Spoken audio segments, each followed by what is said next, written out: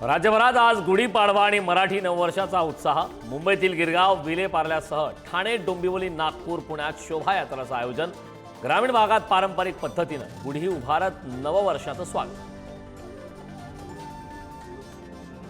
गुढीपाडव्यानिमित्तानं मंदिरामध्ये भाविकांची गर्दी। पुण्यातील दगडूशेठ, शिर्डीतील साईबाबा, मुंबईतील सिद्धिविनायक, कोल्हापुरातील अंबाबाई मंदिरात पहाटेपासूनच दर्शनासाठी रीघ, तर नागपुरात सामूहिक रामरक्षा पठण। गुढीपाडव्यादिनीच पंतप्रधान मोदी नागपूर दौऱ्यावर। माधव नेत्रालयाच्या नव्या इमारतीच्या उद्घाटनासाठी मोदी आणि मोहन भागवत आज एकाच मंचावर। रेशीमबाग आणि दीक्षाभूमीलाही देणार भेट। मुंबईतील दादरच्या शिवाजी पार्कात आज मनसेचा गुढीपाडवा मेळावा। राज ठाकरेंची तोफ आज कुणावर धडाडणार? शिवरायांचा अवमान, औरंगजेबाच्या कबरीचा वाद, नागपूर हिंसाचार, बीडसह राज्यातील कायदा सुव्यवस्थेवर राज ठाकरे काय बोलणार, याकडे महाराष्ट्राचं लक्ष।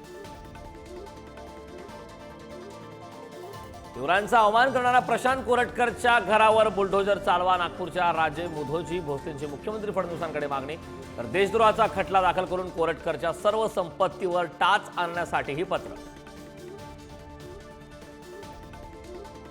मृतदेहासाठी वापरलेला बर्फ गटारातून काढून पाणी थंड करण्यासाठी वापरला। कोल्हापुरातील सीपीआर रुग्णालयाच्या आवारातील धक्कादायक प्रकार, व्हिडिओ व्हायरल, लोकांचा संताप, कारवाईची मागणी।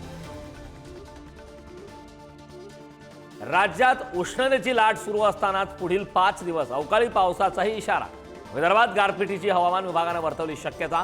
मुंबईत पुण्यातही अवकाळीचा अंदाज।